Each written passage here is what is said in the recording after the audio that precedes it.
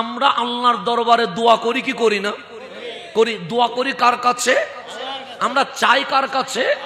আল্লাহ আমাদেরকে প্রত্যেক দিন ফজর, জোহর, আসর, মাগরিব, এশা বারবার বলছে বান্দা ফাতিহা পড়, ফাতিহা পড়। হ্যাঁ, ফাতিহাতে 7 আয়াত। 7 আয়াতের মূল আয়াত হচ্ছে ইয়্যাকা না'বুদু ওয়া ইয়্যাকা নাস্তাঈন। মানে আমরা কারো পূজা করি না, আমরা একমাত্র আপনি আল্লাহরই ইবাদত করি। তাহলে ইবাদতের মালিক কে? তার উপরে বলছি ওয়া ইয়্যাকা নাস্তাঈন। আমরা সাহায্য চাই কার কাছে? আমরা কারো কাছে সাহায্য কামনা করি না, চাই কার কাছে? তো দোয়া করতে হবে কার কাছে? হ্যাঁ, নামাজ লাগবে, বাদ দেওয়া যাবে না। মিলাদুন্নবী করলেন, নামাজ পড়লেন না, মিলাদুন্নবীর দরকার নাই। ফাতিহা ইয়াসদাহুম করলেন, রমজানের রোজায় দুপুরে খাবার খান, ফাতিহা ইয়াসদাহুম দরকার নাই। নফল তখন কবুল হবে যখন বান্দা ফরজ আদায় করবে। আমার কামলিওয়ালা রসুল বলছেন আদ-দুআউ মুখুল ইবাদা। নামাজ ইবাদত, রোজা ইবাদত, হজ ইবাদত, যাকাত ইবাদত, মাহফিল ইবাদত, জিকির ইবাদত। সকল ইবাদতের মগজের নাম দোয়া। কেন? আল্লাহ সবচেয়ে বেশি খুশি হয় বান্দা যখন ভিক্ষুকের মতো হাত বাড়ায়া ডাক দিয়ে বলে মাবুদ, আজকে এই 2 হাত ভিক্ষুকের মতো সাজায়া তুমি মালিক রহমানের দরবারে তুলে দিয়েছে। দোয়ার চেয়ে বড় ইবাদত এই জমিনে আর? তো আমাদের সূরা আরাফ যেটা আছে সেটা 56 নম্বর আয়াতে আমার মালিক শুরু করছে দোয়া দিয়ে। কি দিয়ে? দোয়া দিয়ে। বান্দা কিভাবে দোয়া করবে, কিভাবে চাইবে, মালিকরে কি বলবে, এই দোয়া শিখিয়ে দিচ্ছে কে? আল্লাহ। কারণ আমার কাছে কিভাবে চাইতে হবে তা আমি সিস্টেম দিতে হবে। কথা ঠিক না? মার কাছে 3টা ছেলে, কয়টা ছেলে? মাঝে মাঝে দেখবেন ছোট ছেলেটা সবকিছু নিয়ে চলে যায়। তো মা কি 3 ছেলের 3 রকম দেখতে পারে? না। আমারে যেমন পেটে রাখছে, আমার মেজো ভাইকেও পেটে রাখছে, আমার ছোট ভাইকেও পেটে ধারণ করছে। কিন্তু আমরা দেখলাম অধিকার আদায়ে আমার ছোটটা সবকিছু নিয়ে যায়। কেন? আমার প্রয়োজন হলে আমি বলি মা এটা লাগবে, তো মায়ের মন আকর্ষণ করতে পারি নাই। মেজো ভাই একটু জোর করে বলছে মা এটা দিতেই হবে, কিন্তু ছোট ভাই মায়ের শাড়ির আঁচল ধরে পেছাইয়া বলছে মারে না দিলে কদম ছাড়বো না। ডাকার মতো ডাকতে জানলে মা বাবাও দিয়ে দিতে বাধ্য হয়ে যায়। কথা ঠিক না? শাড়ির আঁচল ধরে পা ধরে যদি বসে থাকেন, মা না দিয়ে পারবে? বাপ না দিয়ে ছাড়বে? ধরতে হবে। আমি যদি বলি আব্বা আমার লাগবে, তাহলে দেখবো পরে আসিস। আমি কি হয়ে গেছি? ফেল হয়ে গেছি। আমার মেজরটা এসে বলতেছে বাবা লাগবে, দিতেই হবে। ঠিক আছে দেখি না কালকে। কিন্তু আমার শুরুটা আসি পা ধরি বসি টানতেছে বাবা না দিলে হবে না, দিতেই হবে। তুমি না দিলে দিবে কে? এই দুনিয়ায় আছে কে? আমার জান তো তুমি, আমার প্রেম তো তুমি, আমার পৃথিবী তো তুমি। বাবার মন গলি বসি আছে। কথা ঠিক না? ডাকার মতো ডাকতে জানলে মাও দুর্বল হয়ে যায়, বাবাও দুর্বল হয়ে যায়। তো আমার মালিক বলছে বান্দা আমার কাছে কিভাবে চাইতে হবে সেটা আমি আল্লাহ শিখাচ্ছি। কেন? তুই হাত তুলতে দেরি যেন আমি আল্লাহ কবুল করতে দেরি না করে। এখন বলেন আল্লাহ কাছে না দূরে? কাছে নেই। কতটুকু কাছে? বেশি কাছে না? বেশি কাছে। আমি আরো বুঝাই, আপনি বুঝবেন। কোরআনের বাইরে আজকে কথা বলবো না, বিষয় যেহেতু কোরআন, আজকে হাদিস আর যাবো না। কারণ বিষয় এত লম্বা দিয়েছেন, হাদিসে যাওয়ার মতো ওই সুযোগ আরো হবে না। গভীর মনোযোগ। এখন আমরা আসমান দেখি কি দেখি না? দেখি। জমিন দেখি। আমার হাত একটু দূরে আমি দেখি, আমার নাক আরো কাছে আমি দেখি না, আমার চোখ আরো কাছে আমি দেখি না, আমার ফুসফুসে আরো কাছে আমি দেখি না। আল্লাহরে বললাম মালিক তুমি কই? আল্লাহ বলে ইজা সাআলাকা ইবাদি আন্নি, হাবিব আপনার থেকে আমার বান্দা শিখেছে লা ইলাহা ইল্লাল্লাহ। আপনি বলেছেন কুল হু আল্লাহু আহাদ, আপনি বলেছেন আলহামদুলিল্লাহি রাব্বিল আলামিন, আপনি বলেছেন ইকরা বিইসমি রাব্বিকাল্লাযী খালাক। তারা আল্লাহ দেখে নাই, নবী দেখে লা ইলাহা ইল্লাল্লাহ বলে আযানের ধ্বনি শুনে মসজিদে এসে আল্লাহু আকবার বলে নিয়ত করে মাথা কদম হাত মাটিতে লাগায়া সুবহানা রাব্বিয়াল আলা বলে আমি মালিকের জিকির শুরু করে দিয়েছে। আমরা কি আল্লাহ দেখছি? কিন্তু এরপরেও আমরা মাহফিলে আসছি, কিন্তু আল্লাহ দেখি নাই। নামাজের নিয়ত বাঁধছি, মুখে বলতেছি আল্লাহু আকবার, মনে বলতেছি আল্লাহ তোমারে দেখতে চায়। মুখে বলতেছি সুবহানা রাব্বিয়াল আযীম, মনে বলতেছি মালিক দেখা দাও না কেন। মুখে বলতেছি সুবহানা রাব্বিয়াল আলা, মনে বলতেছি মালিক কই গেলে তোমারে পাবো। খানায়ে কাবায় গেলাম, মালিক রে তো পাইলাম না। মসজিদে হেরেমে গেলাম, মালিক রে তো পাইলাম না। মসজিদে নববীতে গেলাম, মালিক রে তো পাইলাম না। এই চাকতার জমিনে আসলাম, মালিক রে তো পাইলাম না। ফজরে বিছানা ছেড়ে দিয়ে আসসালাতু খায়রুম মিনান নওম শুনে মসজিদে চলে এসেছি, মালিক তোমারে তো পাইলাম না। চোখ বড় বলে, বড় প্রশান্তি নিয়ে বলে মালিক একটা বার দেখা দাও। আল্লাহ বলে হাবিব আপনার কথা শুনে আমার বান্দা কত আমারে ভালোবেসেছে। সে বলে নাই আল্লাহ দেখতে কেমন, সে বলে নাই উপরে লম্বাই কতটুকু, সে বলে নাই আল্লাহ কোথায় থাকে। সে লা ইলাহা ইল্লাল্লাহ মুহাম্মাদুর রাসূলুল্লাহ বলে সে ঈমান এনেছে। হাবিব আপনার উম্মতের উপর আমি আল্লাহ রাজি হয়ে গেছি। কেন? আল্লাযীনা ইউমিনুনা বিল গায়ব। অন্য কেউ হইলে জিজ্ঞেস করত আল্লাহ দেখতে কেমন, আল্লাহ কই থাকে, কিন্তু আপনার উম্মত আল্লাহ কই থাকে দেখতে কেমন জিজ্ঞেস করে নাই। হাবিবুল্লাহকে দেখে আল্লাহ না দেখে ঈমান এনেছে। আল্লাহ বলে ওই রকম মুমিন আমার দরকার ছিল। কেন? আমারে দেখলে হিন্দুও ঈমান আনবে, বৌদ্ধও ঈমান আনবে, ইহুদিও ঈমান আনবে, খ্রিস্টানও ঈমান আনবে, নাস্তিকও ঈমান আনবে। কিন্তু আপনার উম্মত যারা ঈমান এনেছে দেখে আনে নাই, না দেখে এনেছে। না দেখার মাঝে স্বার্থ নাই, একমাত্র ভালোবাসা আছে। না দেখার মাঝে কি আছে? আমি আল্লাহর উপর ঈমান আনছি ভালোবেসে। আল্লাহ আমরা দেখছি? দেখি না। জান্নাত দেখছি? জাহান্নাম দেখছি? কিছুই তো দেখি নাই। তা আমি মানছি কেন লা ইলাহা ইল্লাল্লাহ? আমি বললাম মালিক দেখার দরকার নাই, তোমার হাবিব বলেছে আমরা মুহাব্বতে ভালোবেসে তুমি মালিকের প্রেমে আমরা ঈমান নিয়ে এসে গেছি। আল্লাহ বলে এটা দরকার ছিল। আমি হাবিবকে পাঠাইছি শুধু এটার জন্য, কে না দেখে ঈমান আনে। তারপরেও মনে বলে আল্লাহটা কই, মনে বলে না, বলে তো এটা আমার আল্লাহ জানে কি জানে না? জানে। তো আল্লাহ বলছে ইজা সাআলাকা ইবাদি আন্নি, হাবিব আপনাকে জিজ্ঞেস করবে আমার বান্দা আমি আল্লাহ কই, আমি আল্লাহ কই। কারণ আপনার থেকে শিখেছে লা ইলাহা ইল্লাল্লাহ। তারে বলেন আমি আরশে না, আমি আসমানে না, আমি লৌহে না, আমি কলমে না, আমি সমুদ্রে না, আমি পাহাড়ে নয়, আমি পর্বতে নয়। ফাইন্নি করিব, আমি আমার বান্দার শাহী রগের আরো কাছে আছি। তা আল্লাহ বলছে তুই মারে মা ডাকিস? আমি বললাম মালিক 100 বার ডাকা হয়। বন্ধুরে বন্ধু ডাকিস? আমি ডাকি 20-25 বার হয়ে যায়। আল্লাহ বলে মারে মা ডাক, আমার কোনো আপত্তি নাই। বাবারে বাবা ডাক, আমার কোনো আপত্তি নাই। প্রিয়তমা স্ত্রীকে প্রিয়তমা ডাক, আমার কোনো আপত্তি নাই। বন্ধুকে বন্ধু ডাক, আমার কোনো আপত্তি নাই। আমি এত কাছে কেন জানিস? আমরা বললাম মালিক কেন? 1000 হইলেও অন্তত একবার হইলেও বিপদে পড়লেও আল্লাহ বলে ডাক দিবি তো? আমরা বললাম তা তো অবশ্যই।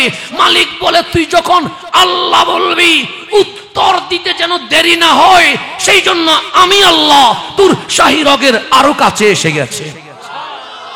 আল্লাহ বলছে যাতে তুই ডাকতে দেরি, আমি উত্তর দিতে যেন কি না হয়, দেরি না হয়। আমি সেজন্য তোর শাহী রগের কাছে। তুই মা বলিস 100 বার, আমার কোন আপত্তি নাই। তুই 50 বার বাবা বলিস, আমার কোনো আপত্তি নাই। তুই 20 বার বন্ধু বলিস, আমার কোনো আপত্তি নাই। কিন্তু বান্দা মাঝে মাঝে আমারও ডাকিস না। কখনো বলিস ইয়া আল্লাহ, কখনো বলিস ইয়া রহমান, কখনো বলিস ইয়া রহিম, কখনো বলিস লা ইলাহা ইল্লাল্লাহ। তুই আমার ডাকতে দেরি, হয়তো মা শুনতে দেরি হওয়ার কারণে 2 মিনিট পর উত্তর দিবে, বাবা ব্যস্ত থাকার কারণে 5 মিনিট পর উত্তর দিবে, বিবি রান্না করার কারণে 10 মিনিট পর বলবে ওগু কি হয়েছে। কিন্তু আমি আল্লাহ 2, 5, 10 মিনিট দেরি করব না। তোর শাহী রগের আরো কাছে এই জন্য এসেছি, তুই আল্লাহ বলতে দেরি, আমি মালিক উত্তর দিতে দেরি করব না। এটার নাম আল্লাহ। এটার নাম কি? তাহলে দোয়া করলে মালিক কবুল করে কি করে না? করে। এখন আপনি বলবেন হুজুর আমি 15 বছর ধরে দোয়া করতেছি, আমার দোয়া তো কবুল হয় নাই। আপনি বললেন আল্লাহ দোয়া কবুল করে। এখন না আমি 10 বছর চাইছি, কই আমার তো ছেলে হয় নাই, কই আমার তো মেয়ে হয় নাই, কই আমার তো দোকান হয় নাই, কই আমার তো ব্যবসা হয় নাই। এরকম হাজারো অবজেকশন আছে না? নাই আছে। আমি বললাম দোয়া কবুল, সাথে সাথে আপনি বললেন আমারটা হয় নাই কেন? আমি কি বান্দা নয়? অবশ্যই আপনি বান্দা। আমার রাসূল বললেন উম্মত তুমি যখনই দোয়া করেছো তোমার দোয়া কবুল হয়, তবে এটা আল্লাহ দেওয়ার সময় 3টা সিস্টেম রাখে। কয়টা সিস্টেম? 3টা। কোনটা ভালো কোনটা খারাপ হবে এটা জানেন কে? আমি যেটা চাচ্ছি আমি মনে করতেছি এটা আমার জন্য ভালো, কিন্তু আমার মালিক জানে এটা দিলে আমার বান্দার কখনো ভালো হবে। তাহলে আমার ভালো মন্দ সম্পর্কে জানেন কে? আমার রাসূল বললেন তুমি যখন চেয়েছো উম্মত, এমনও হয় মুনাজাত করতে দেরি কবুল হইতে এরকম হয় কি হয় না? হয়। যেমন আমরা ইন্টার পরীক্ষা দিয়েছি, মালিক রে বলছি মালিক আমি না আলিম পরীক্ষা দিছি, এইচএসসি পরীক্ষা দিচ্ছি, আমার মাথা যাই না মাঝে বসে আছে। আমার বাবার স্বপ্ন ছেলে তার A+ পাবে, বুক ফুলায়া বলবে আমার ছেলে A+ পেয়েছে। মালিক আমার মা বাবার সুখের পানি বন্ধ করার জন্য, মুখের হাসি দেওয়ার জন্য, হ্যাঁ পরীক্ষাটা A+ পাওয়ার মতো হয় নাই, তো A+ দিয়ে দাও না। দেখছি রেজাল্ট বের হইছে, A+ হয়ে গেছে।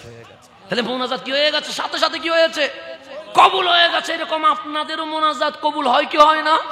হয়। আবার মাঝে মাঝে 10 বছর চলে গেছে, যেটা চাইলেন কবুল হয় নাই। মালিক A+ দাও, কবুল হচ্ছে না। মালিক চাকরি দাও, কবুল হচ্ছে না।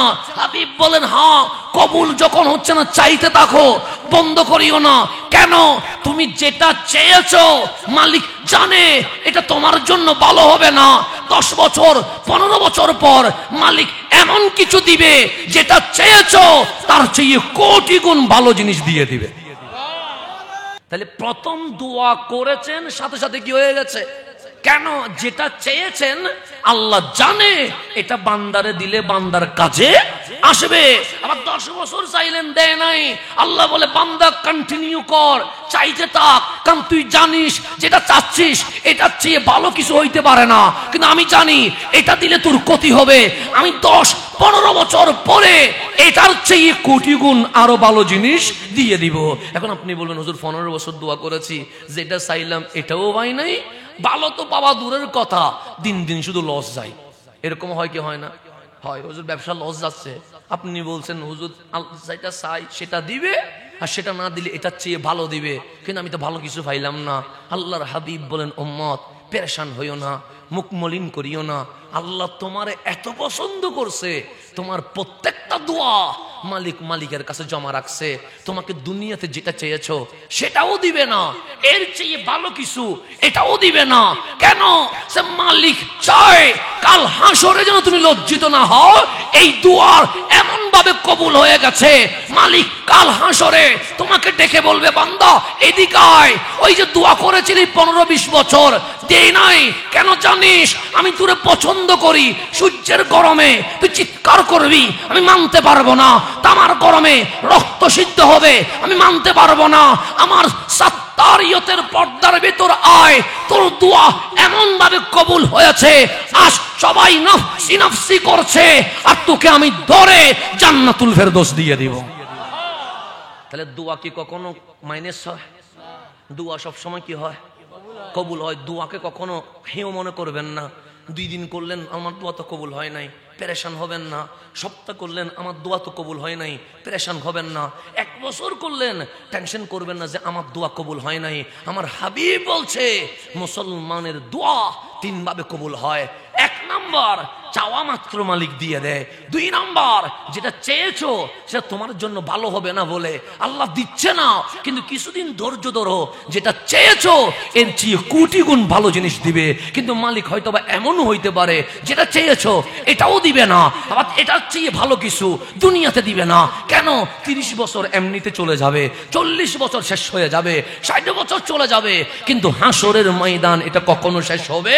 আল্লাহ বলে এই দুয়ার সৎকায় দুনিয়াতে কষ্ট হইলেও আমি মালিক বিনা হিসেবে তোমাকে জান্নাত দিয়ে দেব। তাহলে দোয়ার দরকার আছে না নাই? সব সময় দোয়া করতে হবে কি হবে না?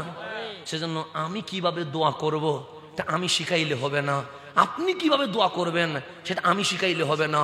যার কাছে চাইবো উনি আমাদেরকে শিখাবে আমরা কিভাবে চাইতে হবে। কথা ঠিক না? তাহলে উনি এখন আমাদের সেই জন্য আজকে সূরা আরাফের 56 নম্বর আয়াত আমার মালিক দোয়া শিখাচ্ছে। কি শিখাচ্ছে?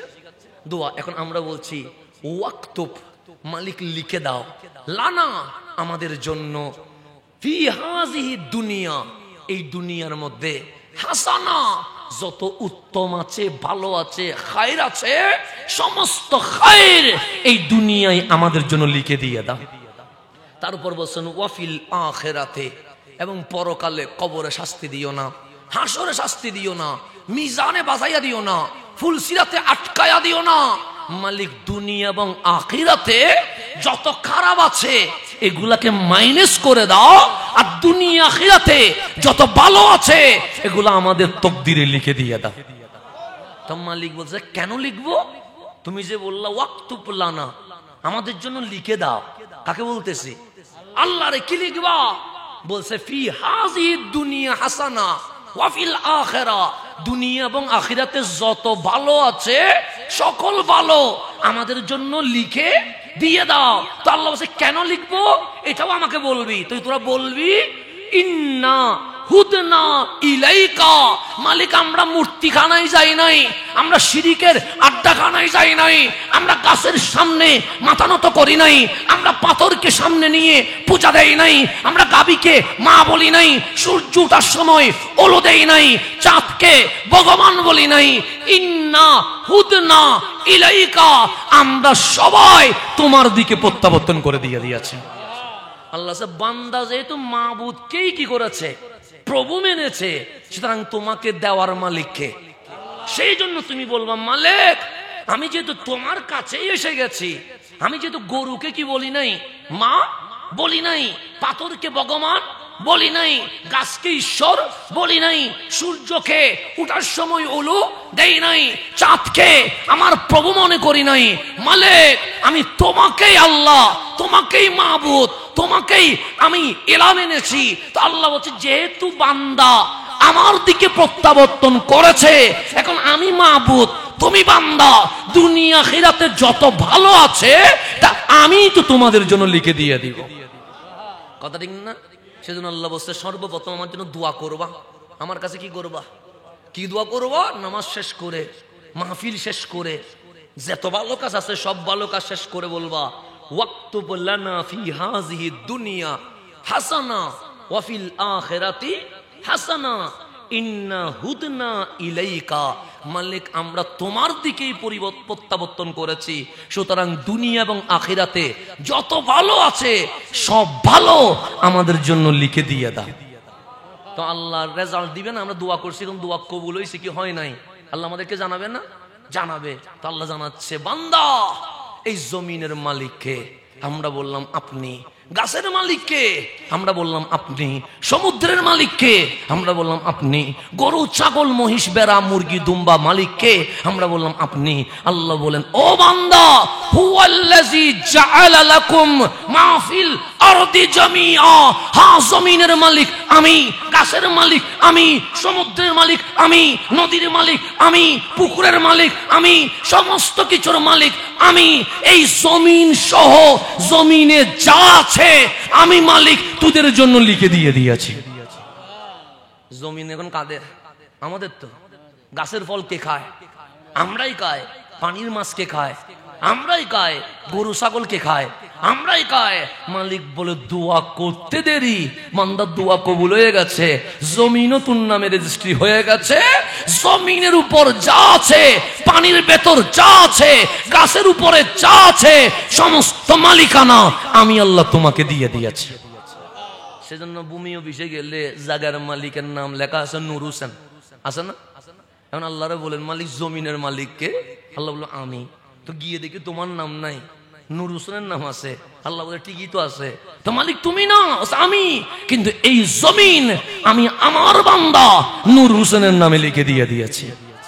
সেজন্য জমিন মালিক কে হয়ে গেছে? নূর হোসেন হয়ে গেছে। বিল্ডিং এর মালিক কে হয়ে গেছে? নূর হোসেন হয়ে গেছে। ব্যবসার মালিক কি হয়েছে? নূর হোসেন হয়েছে।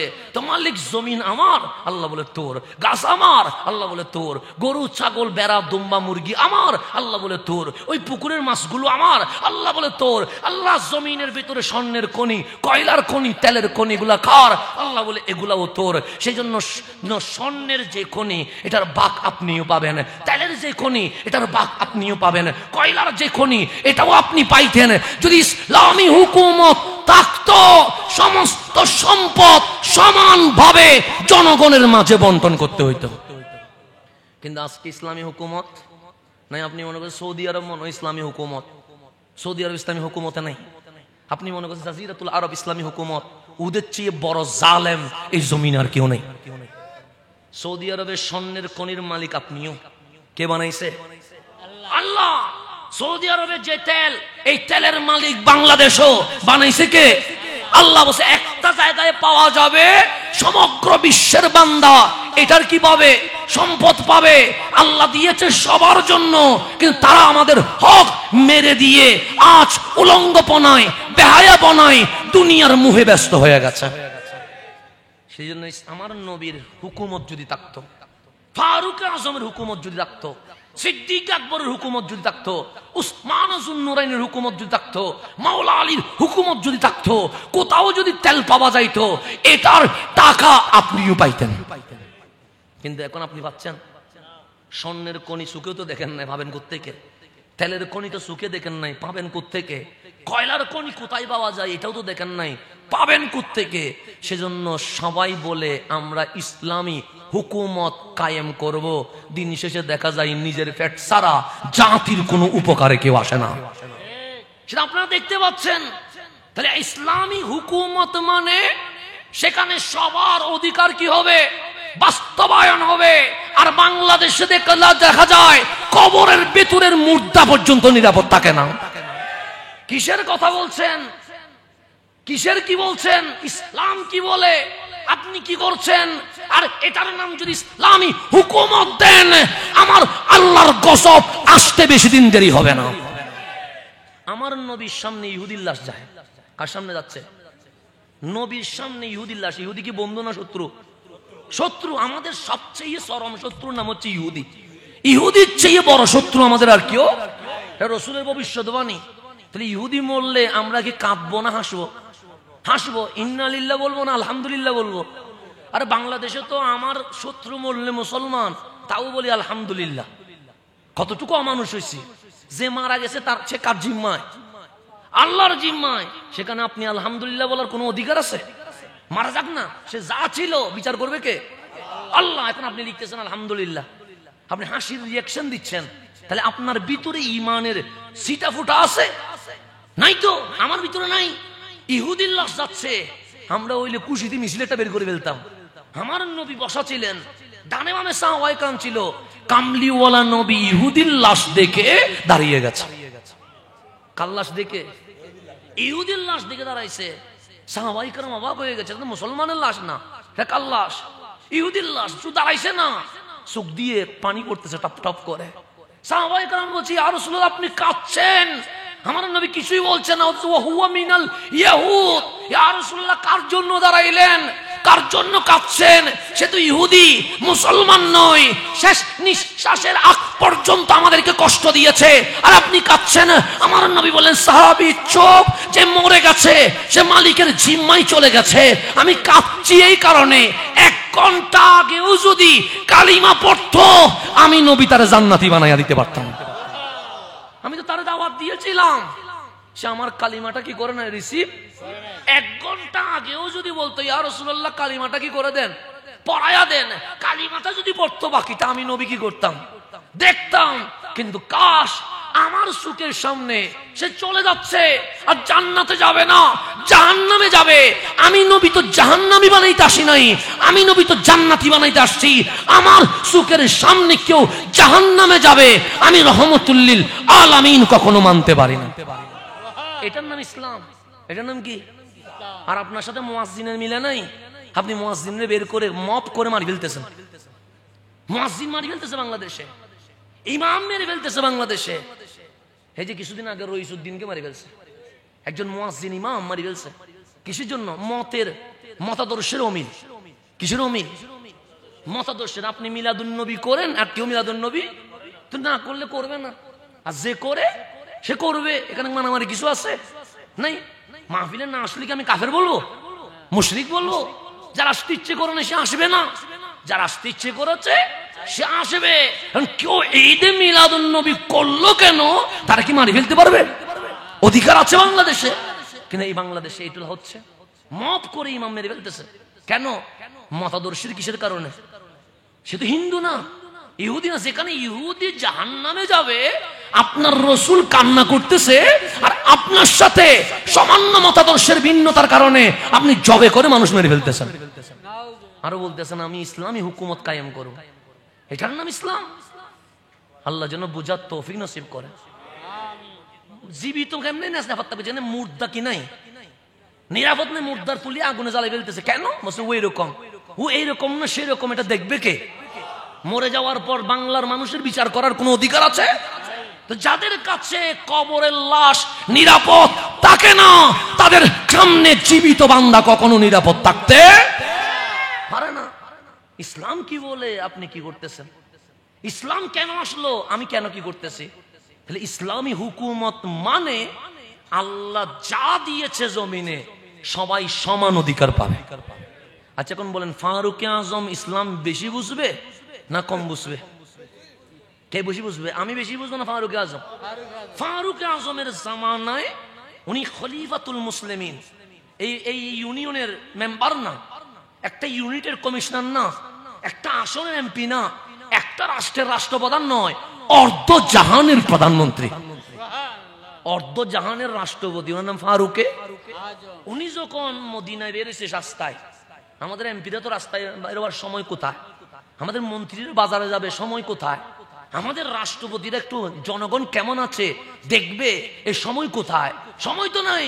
কিন্তু অর্ধ জাহানের বাদশা বেরোইছে যে মদিনার মানুষ ঠিক মতো খেতে পারছে কিনা একটু আমি উমর দেখে আসি। বেরিয়েছে কোথায়? রাস্তায়।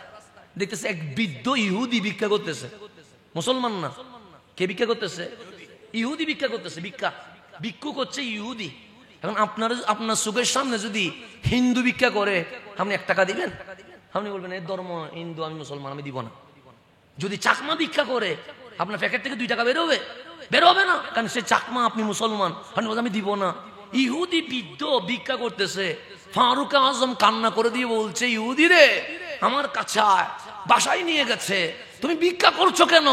তো উনি বলতেছেন, হায় আমিরুল মুমিনিন, আমার ছেলে আছে কথা ঠিক, আমার মেয়ে আছে কথা ঠিক, ওরা উপযুক্ত, কিন্তু আমার বরণ পোষণ দেয় না। এই বয়সে যে চাকরি করব, দিন মজুর করব, কোথাও যে চাকরির অ্যাপ্লাই করব, এই শরীর আর দেয় না। আমার ভিক্ষা করা ছাড়া আর কোনো উপায়। অথচ ইসলামী খেলাফত মদিনা, ইসলামিক স্টেট মদিনা, ইসলাম কি বলে দেখেন। ফারুক আজম বলছে, ইহুদি আজকে থেকে ভিক্ষা করতে হবে না। কেন?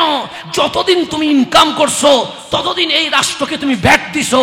রাষ্ট্রকে যখন তুমি ভ্যাট দিছো, এখন তুমি অসহায় হয়েছো, রাষ্ট্রের দায়িত্ব তোমার মরণ পর্যন্ত বরণ পোষণ দায়িত্ব নিয়ে নেওয়া।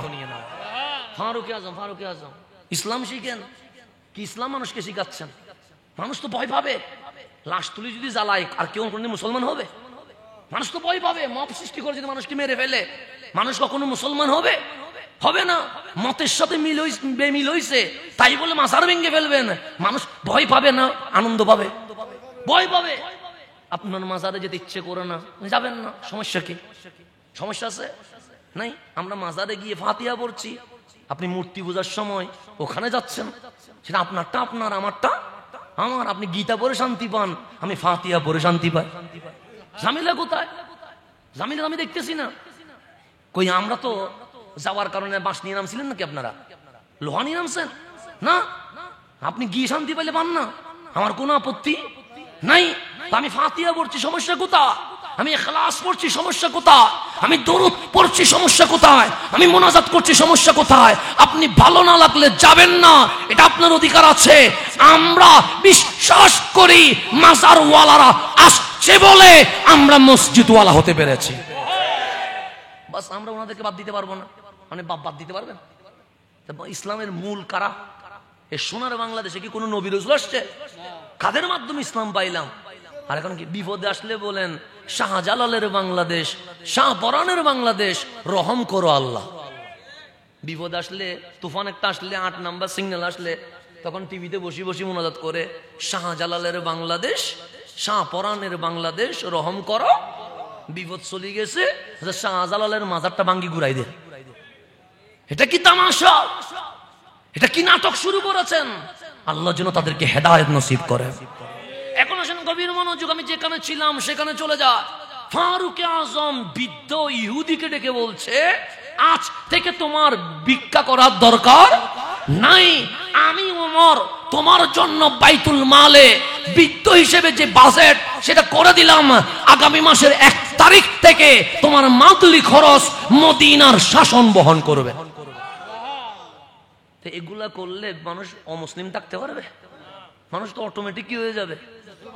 আদর্শ কি বলে, আমার চরিত্র কি বলে? সেজন্য এখন কোথায় হযরতে খাজা মঈনুদ্দিন এসেছে। মঈনুদ্দিন কথা বলে আরবিতে, আর ইন্ডিয়ানরা কথা বলে হিন্দিতে। মঈনুদ্দিনের কথা ইন্ডিয়ান বুঝে না, ইন্ডিয়ানের কথা মঈনুদ্দিন বুঝে না। আসলেন শূন্য, আসলেন কি শূন্য। আপনারা শুনেছেন হযরতে খাজা মঈনুদ্দিন চিশতি আজমিরি, শুনছেন নি? শুনছেন? ওনারা আগেও এই এশিয়া উপমহাদেশে অনেকেই ইসলাম কায়েম করার চেষ্টা করেছে, অনেকেই করেছে, পারে নাই আর কি, কিন্তু করেছে। সুলতান গৌরী নাম শুনেছেন? সুলতান গৌরী, উনি হযরতে মঈনুদ্দিন চিশতি আসার আগে 10 বার বাদশাহ পৃথ্বীরাজের বিরুদ্ধে যুদ্ধ করে হিন্দুস্তান দখল করার চেষ্টা করেছে। 10 বার সুলতান গৌরী লজ্জাজনকভাবে হেরে গেছে। মানে মুসলমান কি হয়ে গেছে? 10 বার পৃথ্বীরাজের কাছে হেরে গেছে। সুলতান গৌরী বলে মাস পর হামলা করি, মার খাইয়া চলে যায়। এরকম বারবার আসলে মানাই না। এইবার এমন ভাবে আসবো বিজয় ছাড়ার কোনো উপায় নাই। এবার মাস পরে দিব না, এবার ট্রেনিং নিব, এবার ভালো করে জিহাদের প্রস্তুতি নিব, এরপরে কি করব? হামলা করব। সুলতান গৌরী পাহাড়ের চৌড়ায় চলে গেছে, কেউ যেন না জানে। এখন যুদ্ধ কালেকশন করতেছে, সৈনিক আর্মি কালেকশন করতেছে। সুলতান গৌরী 20,000 সৈন্য রেডি করেছে। কয় হাজার? 20,000 কে গোপন স্থানে নিয়ে গিয়ে ট্রেনিং দেওয়া শুরু করছে। কি দেওয়া? তো পৃথ্বীরাজে দেখলো মাস চলে গেছে, সুলতান গৌরী আসে নাই। 2 মাস চলে গেছে, সুলতান গৌরী আসে নাই। 3 মাস চলে গেছে, সুলতান গৌরী আসে নাই। 6 মাস চলে গেছে। পৃথ্বীরাজ বলে, কিরে সুলতান গৌরী তো মাস পর পর হামলা করে, 6 মাস চলে গেছে, এই মানুষটা একটা বারের জন্য আসে নাই, কি করছে? তখন সিআইডি রে বললেন, খবর নাও। চতুর্দিকে সিআইডি লেগে গেছে। সিআইডি যাইয়া দেখে পাহাড়ের চৌড়ায় সুলতান গৌরী 20,000 মুজাহিদকে ট্রেনিং দিচ্ছে। সিআইডি দ্রুত এসে বললেন, পৃথ্বীরাজ এইবার বাঁচার কোনো সুযোগ, কারণ সুলতান গৌরী এবার প্রস্তুতি নিয়ে আসছে। কি দেখলা? কমপক্ষে 20,000 সৈনিক হবে।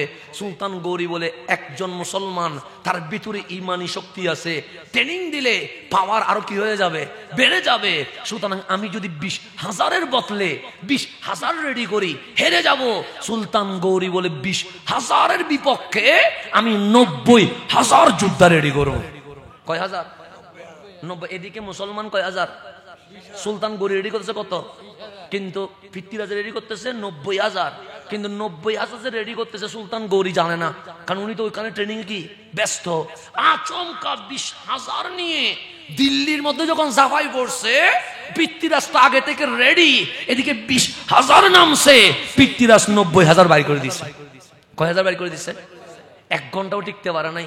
মুসলমানের কারো পিঠ কেটে গেছে, কারো হাত কেটে গেছে, কারো বুক কেটে গেছে। জান বাঁচানো ফরজ।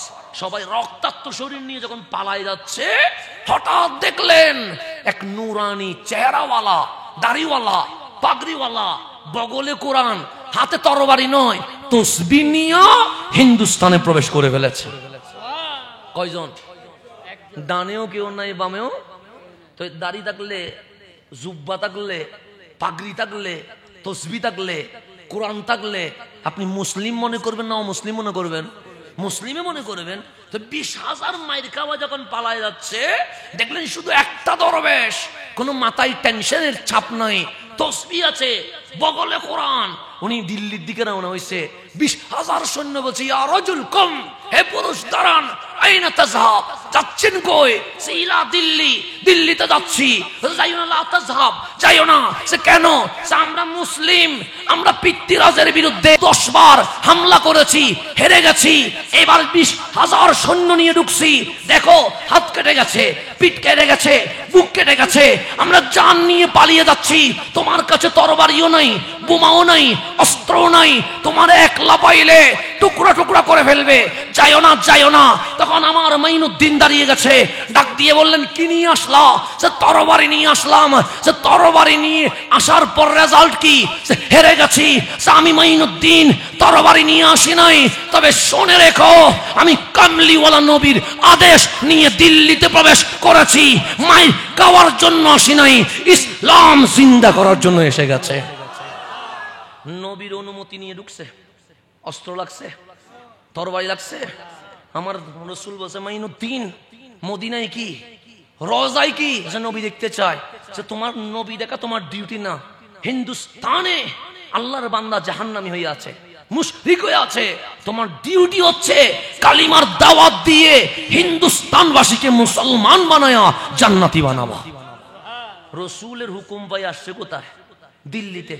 দিল্লিতে নিজামউদ্দিন আউলিয়া এবং কুতুবউদ্দিন বখতিয়ার কাকি দুইজনকে খলিফা নিয়োগ দিয়া উনি বললেন, দিল্লির মাটির সাথে আমার মিলে না, চলে গেছেন কোথায়? আজমিরে। কেউ তো ওনার কথা বুঝে না।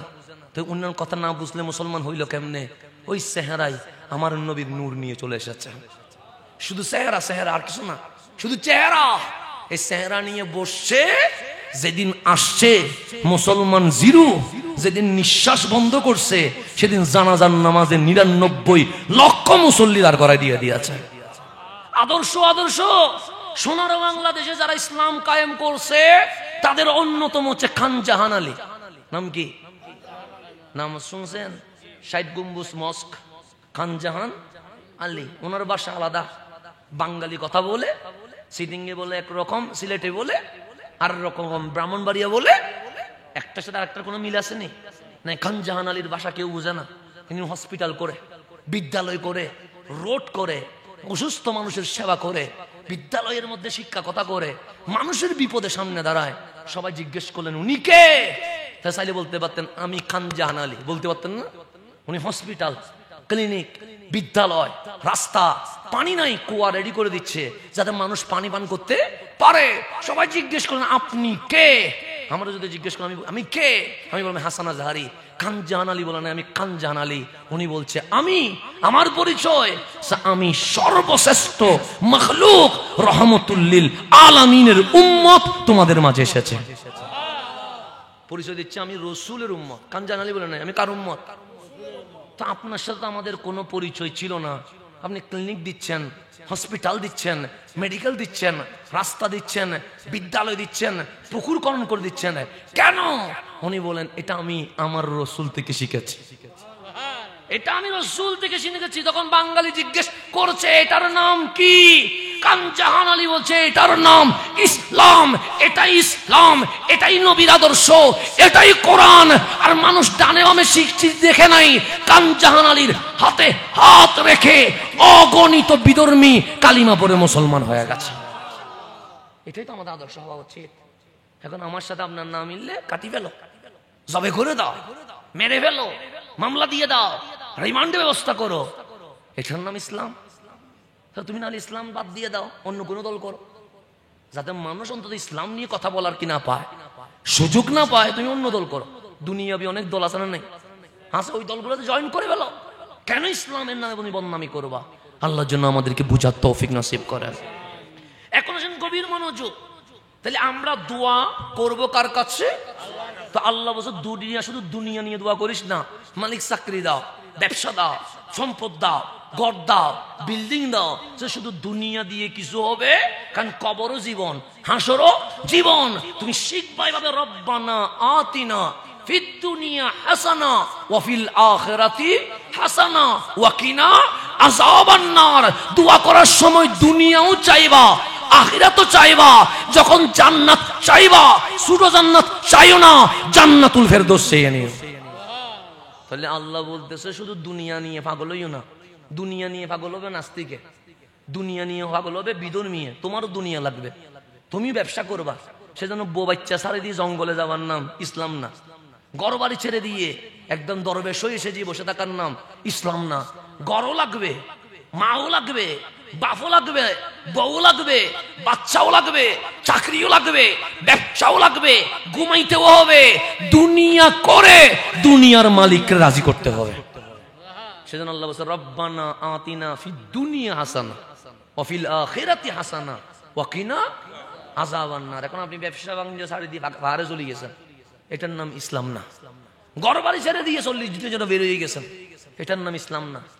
বউয়ের পাশে থেকে, মা বাবার পাশে থেকে সন্তানকে মানুষ বানায়া মানুষের মাঝে মিশে মানুষের মালিকরে রাজি করা, এটার নাম ইসলাম। আমার নবী কি বউ বাচ্চা ছাড়ে দিয়ে চলে গেছে? ঘর বাড়ি ছাড়ে দিছে? চাকরি ছেড়ে দিছে? না।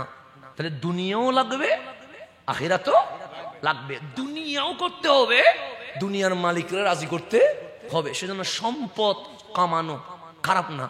যদি সম্পদ জমা করতে গিয়ে আল্লাহরে ভুলে যান তাহলে খারাপ। সম্পদ করলেন, যাকাত দিলেন, দান করলেন, অসহায় মানুষের পাশে দাঁড়াইলেন, আপনার জন্য দরকার আরো বেশি সম্পদ অর্জন করা। সম্পদ বিল্ডিং করা খারাপ না। বিল্ডিং করতে গিয়ে যদি নামাজ ছাড়িয়ে দেন তাহলে খারাপ। বিল্ডিং করতে গিয়ে যদি কোরআন বলি যান তাইলে খারাপ। বিল্ডিং করলেন 5 তলা, ভাড়া পাইলেন 1 লাখ, আপনি বললেন মালিক আমি 70,000 আমার ফ্যামিলির জন্য রাখলাম, আর 30,000 তোমার গরিব বান্দাদের জন্য বাজেট করে দিলেন। তাহলে ওই সম্পদের দরকার আছে না? নাই আছে। দুনিয়াও করবেন, দুনিয়ার মালিকরে রাজি করবেন, এটার নাম কি? ইসলাম। এখন আসেন, দোয়া শিখাইছেন কে? আল্লাহ বলে তোমার দুনিয়াও লাগবে, আখিরাতও লাগবে। শুধু জান্নাত চাওয়ার সময় নিচের জান্নাত চাইও না, চাওয়ার সময় বলবা আল্লাহ তুমি যদি জান্নাতুল ফেরদৌস দাও, কেউ কখনো আপত্তি করতে পারবে না। আমার কথায় কি কষ্ট পাচ্ছেন? আমি কাউকে কষ্ট দেওয়ার জন্য কথাগুলো বলি নাই। আমি চাচ্ছি আপনি যখন নাম ধরেছেন ইসলাম, ইসলাম যেটা বলে আপনি সেটা করেন। ইসলাম যেটা বলে সেটা করেন, এর বাইরে যাওয়ার কোনো দরকার নাই। দুনিয়া কতদিন ভাই? আজকে মরলে আজকে মরবো, নাহলে 20 দিন পরে মরবো, কথা ঠিক না? আমার মরণ যদি এখানে লেখা থাকে, আমাকে কি আপনি হসপিটালে নিতে পারবেন? আমার মরণ যদি রাস্তায় লেখা থাকে, আপনি কি আমার ঘরে মারতে পারবেন? তো মরণ যেখানে লেখা আছে সেখানে তো মরতে হবে। সুতরাং মরবো যখন একবার, আমি যেহেতু বসে গেছি মঞ্চে, এখানে আমার কোরআন সুন্নাহর বাহিরে কথা বলার কোনো অধিকার নাই। কারণ আপনি কষ্ট পাইলেও বলতে হবে, আপনি আরাম পাইলেও বলতে হবে। কারণ আপনি রাজি হইলে আমার কিছু আসে যায় না, আমাকে রাজি করতে হবে কারে? আপনাদের। আল্লাহ যেন আমাদের বুঝার তৌফিক নসিব করে। এখন আল্লাহ জান্নাত বানাইলেন, জান্নাত কি নিয়ামত না কিয়ামত? নিয়ামত। আল্লাহ জাহান্নাম বানাইলেন, জাহান্নাম নিয়ামত না কিয়ামত? আমার রসুল বলছে আল্লাহ যখন জান্নাতরে সাজাইলেন, সাজানোর মতো করে কেমন করে সাজাইলেন এগুলা বলতে গেলে বছর চলে যাবে, কিন্তু জান্নাতের আলোচনা কখনো শেষ হবে না। আপনি জান্নাতের দরজায় থাকাবেন, 1000 বছর চলে যাবে, শুধু মালিকরে বলবেন মালিক এত সুন্দর কেমনে হয়। আপনি জান্নাতের দেওয়ালের দিকে তাকাবেন, 1000 বছর চলে যাবে, আপনি বুঝতেও পারবেন না 1000 বছর কেমনে চলে গেছে। আপনি জান্নাতের ছাদের দিকে তাকাবেন, 1000 বছর চলে যাবে, আপনি বুঝতেও পারবেন না 1000 বছর কেমনে চলে গেছে। আল্লাহ এমন সুন্দরভাবে সাজাইছে যে জান্নাতের মাহফিল আমরা যদি কিয়ামত পর্যন্ত করি কখনো আলোচনা শেষ হবে আবার জাহান্নামকে এত বিশ্রী বানাইছে যেটা বলে কখনো শেষ করা। তো যখন ওনাদেরকে বানাইছে ওনাদের মধ্যে একটু অহংকার প্রকাশ পাইছে। কি প্রকাশ পাইছে? আল্লাহ সব সইতে পারে কিন্তু অহংকার সইতে, আমি একটা কিছু এটা সইতে পারে না কে? কিন্তু সেই জন্য সব জায়গায় আমি করছি, আমার কারণে হইছে, আমি এটা বলবেন না, বলার সময় বলবেন আমরা করছি, করার তৌফিক দিয়েছেন কে? আল্লাহ। আমি বলবেন না, বলবেন আমরা, আমরা বলবেন, তাহলে খুশি হবে কে? আল্লাহ। আল্লাহ সেই জন্য কোনো একটা কথা বলার সময় আমরা বলেছে কেন? আমি শব্দটা খারাপ, যখন বলবে আমি করছি, আমার কারণে হয়েছে, আমি তখন নিজের মধ্যে ফেরাউনি বৈশিষ্ট্য চলে আসে। এরকম করতে করতে একদিন বান্দা নিজের আর বান্দা মনে করে না, নিজের মাঝে আল্লাহ আল্লাহ মনে করে যে আমার কাছে পাওয়ার চলে এসেছে। সেই জন্য ফেরাউন বলতে বাধ্য হয়েছে আনা রব্বুকুমুল আলা। কেন বলেছে? তার ভিতরে আমিত্ব ছিল, আল্লাহ সব সইতে পারে কিন্তু অহংকার সইতে। আল্লাহ যখন জান্নাত জাহান্নাম বানাইছে, জান্নাত জাহান্নামের একটু কি পাইছে? অহংকার প্রকাশ পাইছে। আল্লাহ রসুল বলতেছেন তখন জান্নাত বলতেছে মালিক আমার এই জান্নাতে ভালো মানুষ, দানশীল মানুষ, সমাজসেবক মানুষ, সত্যবাদী মানুষ, ইনসাফকারী, ওদেরকে দিবা, এর বাইরে আর কাউরে দিবা না। এটা কে বলতেছে? জান্নাত। আর জাহান্নাম বলতেছে মালিক হারামখোর, সুদখোর, ঘুষখোর, জেনাখোর, হানাহানি, কুনি, মারামারি, যত খারাপ আছে বেবিচারী, এগুলার জাহান্নামে দিবা, এর বাইরে আর কাউরে দিবা না। আল্লাহর কাছে এই কথাটা কি লাগে নাই? ভালো লাগে নাই? জান্নাত বলতেছে শুধু নামাজি ভালো, যারা রোজাদার, কোরআন পড়ে, জিকির করে, গুনাহ করে নাই, ওদেরকে আমারে দিবা। আর জাহান্নাম বলতে যারা খারাপ ওদেরকে আমারে দিবা। এর উত্তরে আল্লাহ বলছে কলা, আল্লাহ বলছে আযাবি উসিবু বিহি মান আশা। আমার আযাব তোমার কথাই দিব না, আমি আল্লাহ যাকে ইচ্ছা করব তাকেই আযাব দিব, যাকে ইচ্ছা করব আমি আল্লাহ বিনা হিসেবে মাফ করে দিয়ে দিব। আল্লাহ বলতে তুমি জান্নাতের কথায় আমি কাউরে জান্নাত দিব না, তুমি জাহান্নামের কথায় আমি কাউরে শাস্তি দিব না। কলা, আল্লাহ জাহান্নামের উত্তরে বলতেছেন আযাবি, আমার আযাব, উসিবু বিহি, তাকেই খুঁজে পাবে, মান আশাউ, আমি যাকে আযাব দিতে ইচ্ছে করি তাকেই আযাব দিব। আর যদি হাজার নয় আসমান পর্যন্ত যদি গুনাহ চেয়ে যায়, সে যদি আমারে ডাক দিয়ে বলে রহমান তুমি ছাড়া আর কেউ নাই, মাফ করে দাও, আমার রহমানিয়তের সমুদ্রে যদি ঢেউ দেয়, আমি তার আসমান পরিমাণ গুনাহ পর্যন্ত মাফ করে দিয়ে দিব। কারো কথায় আমি কাউরে শাস্তি দিব না, আবার কারো কথায় আমি কাউরে জান্নাত দিব না। আমি যারে মন চাই তারে জান্নাত দিব, যারে মন চাই তারে জাহান্নামে দিব। কেন? ইন্নাল্লাহ আলা কুল্লি শাইইন কাদির। এরপর আল্লাহ বলতেছেন ওয়া রাহমাতি ওয়াসিআত কুল্লা শাই। যখন জান্নাত বলতেছে মালিক যারা নামাজি, যারা রোজাদার, যারা হাজি, যারা সাদকা করে, যারা সমাজ সেবা করে, যারা দানশীল, তাদেরকে জান্নাত দিবা, আর কাউরে জান্নাত দিবা না। তো জান্নাত মানে রহমত, জান্নাত মানে কি? জাহান্নাম মানে আযাব। তা আল্লাহ বলতেছে আমি যাকে ইচ্ছা তাকে আযাব দিব, তুমি জাহান্নামের কথায় আমি কাউরে আযাব। তারপর বলছে এই জান্নাত তুমি যে বলছো শুধু নামাজি, রোজাদার, হাজি, দানশীল তাদেরকে জান্নাত দিব, শুনে রেখো ওয়া রাহমাতি ওয়াসিআত কুল্লা শাই, আমার রহমত প্রত্যেকটা বস্তুকে পরিবেষ্টন করে আছে। আমার হিন্দুর উপর যদি আল্লাহর রহমত না থাকতো, হিন্দু কি বাদ পাইতো? হিন্দুর রিজিক দিচ্ছে কে? ইহুদির রিজিক দিচ্ছে কে? খ্রিস্টানকে রিজিক দিচ্ছে কে? আরে যে নাস্তিক কথাই কথাই কোরআন পৃষ্ঠা ছিঁড়ে, যে নাস্তিক পায়ের নিচে কোরআন দে, তারেও রিজিক দিচ্ছে কে? তাহলে আল্লাহর রহমতের বাইরে কেউ আছে? হ্যাঁ, আল্লাহ সুযোগ দিচ্ছে। সেজন্য আল্লাহর নাম রহমান, আল্লাহর নাম রহিম। রহমান রহমত দেখা যায়, রহিম যেটা এটা দেখা যায় না। রহমান মানে হিন্দুও রিজিক পায়, রহমান মানে বৌদ্ধ রিজিক পায়, রহমান মানে নাস্তিক রিজিক পায়, আর রহিম মানে কাল হাসরে হিন্দু, বৌদ্ধ, ইহুদি, খ্রিস্টান তাদেরকে আমার মালিক জাহান্নাম দিয়ে দিবে।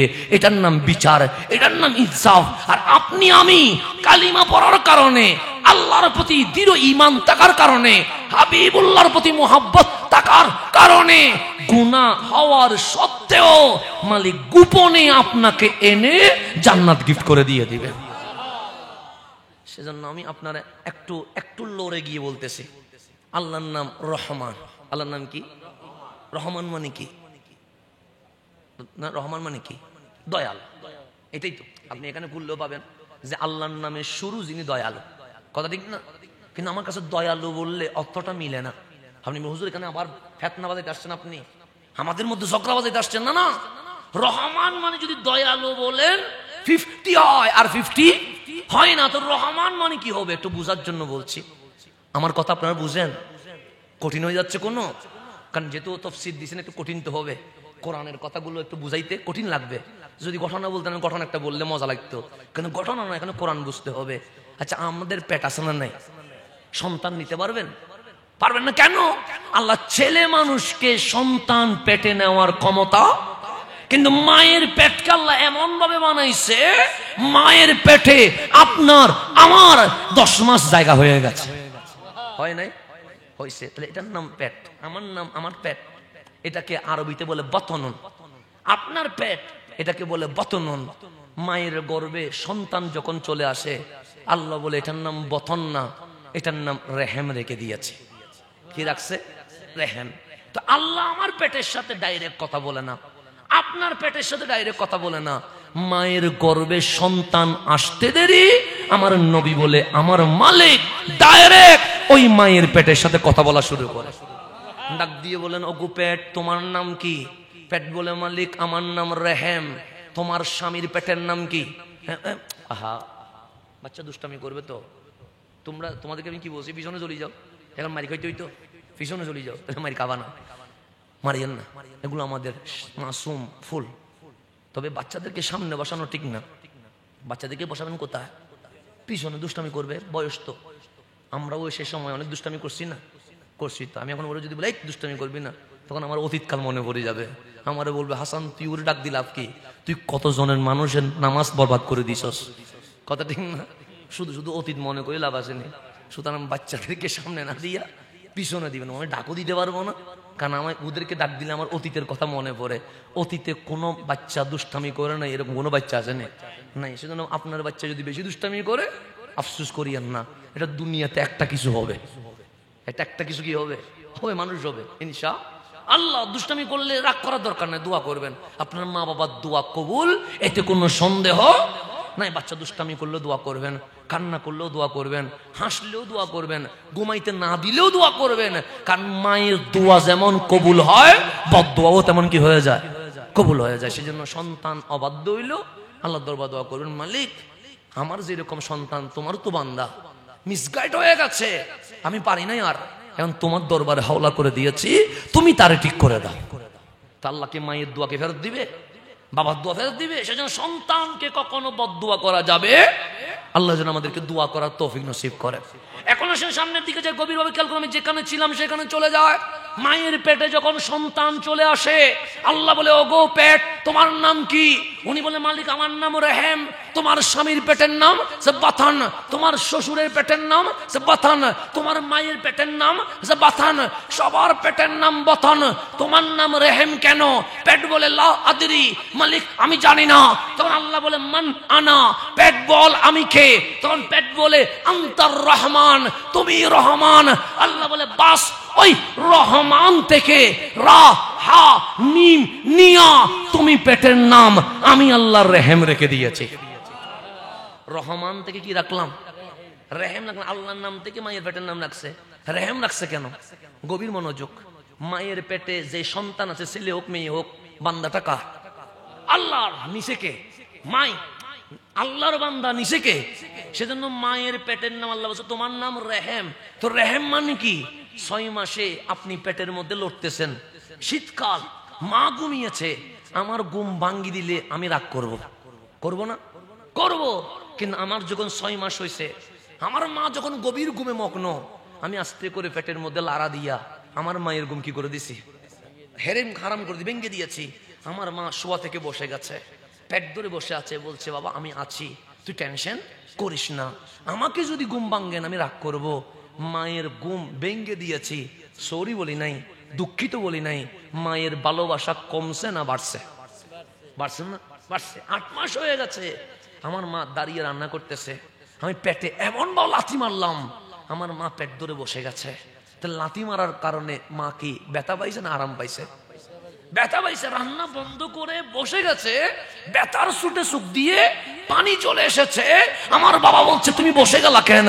তখন আমার মা হাসি দিয়ে বলছে আপনার ছেলে আমারে জানান দিচ্ছে মা আমি ভালো আছি। লাথি মারছি এটা বলতেছে না, আপনার ছেলে বলছে আমি কি আছি, আপনার সন্তান ছেলে হোক মেয়ে হোক বলছে আমি ভালো আছি। লাথি মেরে দুষ করলেন, সরি বলেন নাই, মা দুঃখ প্রকাশ করছি বলেন নাই। লাথি মারার আগে মা যতটুকু ভালোবাসছে, লাথি মারার পর মায়ের ভালোবাসা কমছে না বাড়ছে? বাড়ছে। এখন আমি আজকে 10 মাস হয়ে গেছে, এখানে যদি আমার কেউ একটা গুছি দে, 2 ফোঁটা রক্ত বের করে দে, ওর সাথে জীবনে আমার হবে? আমি যদি কাউরে গুছি দিয়া রক্ত বের করে দিই, ও কি জীবনে আমাকে ভালোবাসবে? ও মরণ পর্যন্ত আমার ঘৃণা করবে। কিন্তু আজ আমার 10 মাস হয়ে গেছে, আমার মায়ের প্রসব বেদনা উঠে গেছে। আমার মা জানে এই সন্তানকে জন্ম দিতে গেলে আমার 2টা কাজ করতে হবে। 1, হয়তো বা আমাকে মরে যেতে হবে। 2, আমি বাঁচলেও সে আমার শরীরের সমস্ত রক্ত বের করে ফেলবে। কথা ঠিক না? হয় আমি মারি ফেলবো, না হলে মায়ের শরীরের রক্ত কি করে ফেলবো? 1 ফোঁটা 2 ফোঁটা শরীরের সমস্ত রক্ত বের করে ফেলবো। আমারে কেউ 2 ফোঁটা রক্ত বের করলে আমি মানতে পারি না। আমি কাউরে মারলে সে কখনো মানতে পারে না। আমার মা আজকে হসপিটালে চলে যাচ্ছে। আমার বাবারে বললেন স্বামী আমার, ছেলে হোক মেয়ে হোক, যদি এই সন্তান জন্ম দিতে গিয়ে আমি মরে যায়, আমার মেয়ে আমার ছেলে যেন মা নাই এই অভাব যেন বুঝতে না পারে। আপনার হাতে দিয়ে গেলাম। আমার মা হসপিটালে ঢুকে গেছে, প্রসব বেদনা উঠে গেছে। আমি বের হওয়ার সময় আমার মায়ের রক্ত সবগুলো বের করে ফেলেছি। আমার মাকে আমারে মারছে নাকি ভালোবাসা আরো বেড়ে গেছে? আরো বেড়ে গেছে। আল্লাহ বলছে ও গো বান্দা, তোর মায়ের পেটের নাম রেহেম, তুই ঘুম ভেঙে দিয়েছিস, মায়ের ভালোবাসা বেড়ে গেছে। তুই লাথি মেরেছিস, মায়ের ভালোবাসা আরো বেড়ে গেছে। তুই মায়ের রক্তগুলো বের করে ফেলেছিস, আরো ভালোবাসা বেড়ে গেছে। তোর মা তোকে ভালোবাসে, 1% ভালোবাসা দিয়েছি। তোর বাবা রক্তকে পানি করে 1% ভালোবাসা দিয়েছি। বন্ধু বন্ধুর জন্য জান দিয়ে দে, 1% ভালোবাসা দিয়েছি। আল্লাহ বলছে ওয়া রাহমাতি ওয়াসিআত কুল্লা শাই, আমার রহমত সমগ্র জিনিসকে পরিবেষ্টন করে আসে। বান্দা আমি তোকে ভালোবাসার জন্য 99 ভাগ ভালোবাসা আমার কাছে রেখে দিয়েছি। ঘুম ভাঙার পরে মায়ের ভালোবাসা যদি বেড়ে যায়, লাথি মারার পরে মায়ের ভালোবাসা যদি বেড়ে যায়, রক্ত বের করার পরে মায়ের ভালোবাসা যদি বেড়ে যায়, আমি জানি তোর গুনাহ আসমান পর্যন্ত ছুঁয়ে গেছে। আমি জানি তোর গুনার ওজন দিলে জমিন পরিমাণ ওই গুনাহ হয়ে যাবে। আমি জানি তোর গুনার পরিমাপ শেষ হবে না। বান্দা পালিয়ে যাস না। আমি ওই রহেম, তোর মা রহেম, আমি রহমান। তুই গুনাহ করেছিস আমি জানি, তোর বিরুদ্ধে মামলা হয়েছে আমি জানি। কারামান কাতিবিন প্রতিদিন 20-30টা মামলা করেছে আমি জানি। 2টা মামলা হইলে পুলিশে তোরে দৌড়ায়, 5টা মামলা হইলে রিমান্ডে দিয়ে দেয়, 10টা মামলা হইলে ক্রস ফায়ার দিয়ে দেয়। বান্দা আমার 12টা পার হয়ে গেছে, এটা 1টা বেজে গেছে। আজকে আসমানের রহমতের দরজা খুলে দিয়েছি। ওগো বান্দা, তোর গুনাহ আসমান পর্যন্ত ছুঁয়ে গেছে।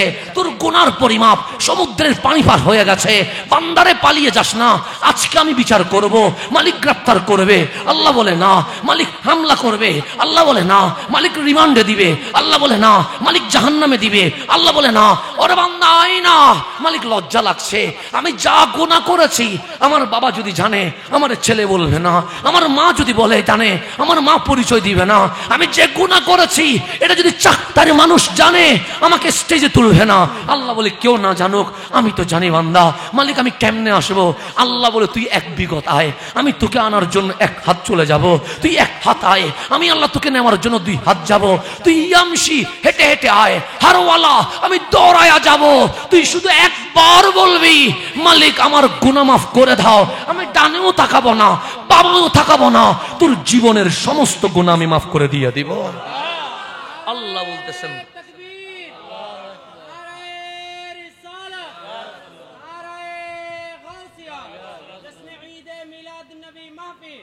আল্লাহ বলতেছেন ওয়া রাহমাতি ওয়াসিআত কুল্লা শাই, আমার রহমত সমস্ত বস্তুকে বেষ্টন করে আছে।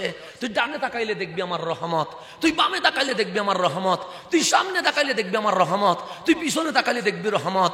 ওগো বান্দা, তুই যে মাহফিলে বসেছিস, আমি চতুর্দিকে ৭০,০০০ ফেরেশতার বেষ্টন দিয়ে তোকে রহমতের চাদরে আবৃত করে দিয়েছে। আল্লাহ বলতেছেন ওয়া রাহমাতি, আমার রহমত ওয়াসিআত কুল্লা শাই, প্রত্যেক জিনিসের উপর পরিবেষ্টন করে আছে।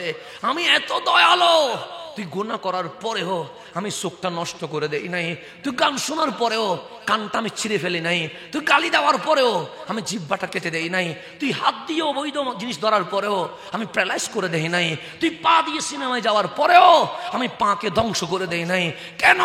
আমার বিশ্বাস, বান্দা আজ না হয় কাল তো ফিরবে, ফিরতে দেরি, আমি মালিক মাফ করতে দেরি করব না। সেজন্য আল্লাহ বলে তওবার দরজা খুলে দিয়েছি, বান্দা আয়, তুই কখনো নিরাশ হোস না। কেন? তোর মাঝে তোরে ভালোবাসে 1% ভালোবাসা, তোর বাবা যে তোরে ভালোবাসে 1% ভালোবাসা, দুনিয়ায় মানুষ যে ভালোবাসার পাগল 1% ভালোবাসা, কিন্তু তোকে ভালোবাসার জন্য আমি মালিক 99 ভাগ ভালোবাসা নিয়ে বসে আছে। এখন আপনাকে এইটা বোঝার জন্য ওয়া রাহমাতি ওয়াসিআত কুল্লা শাই, শুধু এটা বোঝার জন্য বুঝেন, কাল হাসরের ময়দানে বিচার যিনি করবে উনি কে? আলাইসাল্লাহু বিআহকামিল। তো আল্লাহ নিজে কেন নিলেন? আল্লাহ চাইলে কি অন্য কাউরে দিতে পারে না? আচ্ছা, আমি যে গুনাহ করছি আল্লাহ জানে কি জানে না? আল্লাহ যদি কাল হাসরের ময়দানে আমার মারে যদি ডাকে, এই মা তুই এদিকে আয়, আমার মা যদি আল্লাহর সামনে আসে, আমাকে আল্লাহ যদি দাঁড় করাইয়া বলে মান হুয়া, সে কে? আমার মা বলবে এটা আমার ছেলে। বলবে কি বলবে না? বলবে। তো আল্লাহ যদি বলে যা, আমি বিচার করব না, তুই তো মা, আমার মা বলবে হ্যাঁ, তোর ছেলের আমল তোর হাতে দিলাম, তুই বিচার কর। কারে? যদি আমার মারে বলে, যদি আমার বাবারে বলে, আচ্ছা আমার মা আমার শত গুনাহ দেখার পরেও আমার কি জাহান্নাম দিতে পারবে? পারবে? কখনো পারবে? হ্যাঁ, দেখতেছে আমার মা, দেখতেছে আমি বেহায়া পানায় গেছি, আমার মা দেখতেছে আমি সিনেমায় গেছি, আমার মা দেখতেছে আমি মারামারিতে গেছি, কিন্তু আমার মায়ের পক্ষে কি সম্ভব হবে? মালিক হ্যাঁ আমলনামা দেখেছি খারাপ, ওরে জাহান্নাম দিয়ে দাও, বলতে পারবে? আমার মা গুরাইয়া ফেঁসাইয়া এইভাবে ওইভাবে করে, মালিক এইটা না এটা এইভাবে কাটি যাবে, এটা এইভাবে চলে যাবে, এরকম করি, আমার মা বলবে আমার ছেলে জান্নাতি। বলবে না? বলবে। আমার বাবা বলবে না? আমার বাবা কি আমাকে জাহান্নাম দিতে পারবে? আমার মা দিতে পারবে। তো আল্লাহ বলছে আরে বান্দা, কাল হাসরে বিচারের দায়িত্ব তোমার মাকে দেই নাই, তোমার বাবাকে দেই নাই, শিক্ষকরে দেই নাই। তো আমরা বলছি মালিক যদি আমার মারে দিতা, আমার মা তো আমার জান্নাতে পাঠাইয়া দিত, যদি আমার বাপরে দিতা, আমার মা তো আমার জান্নাতে পাঠাইয়া দিত। আল্লাহ বলে মা যে তোরে ভালোবাসে 1% ভালোবাসা, বাপ যে তোরে ভালোবাসে 1% ভালোবাসা, আমি তোকে মাফ করানোর জন্য 99 ভাগ ভালোবাসা রেখে দিয়েছি। মা যদি সন্তানকে জাহান্নাম দিতে না পারে, আমি আল্লাহ বান্দারে জাহান্নাম দিব কেমন? আমি আল্লাহ বান্দারে জাহান্নাম দিব? আপনি আসবেন? চল, বিচার দায়িত্ব কার? কেন আল্লাহ নিশ্চয় মা যদি ছেলেরে জাহান্নাম দিতে না পারে, মালিক কখনো সন্তান রেখে দিতে পারে না। মালিক কখনো বান্দারে জাহান্নাম দিতে পারে? আমার দিকে তাকান। মালিক কখনো সন্তানকে জাহান্নাম দিতে পারে? পারে না। এটাই হচ্ছে আমার মালিক। আল্লাহ বলেন ওয়া রাহমাতি ওয়াসিআত কুল্লা শাই, আমার রহমত সমস্ত বস্তুকে কি করে আছে? বেষ্টন করে আছে। সুতরাং আমার রহমত থেকে তুমি কখনো নিরাশ হইও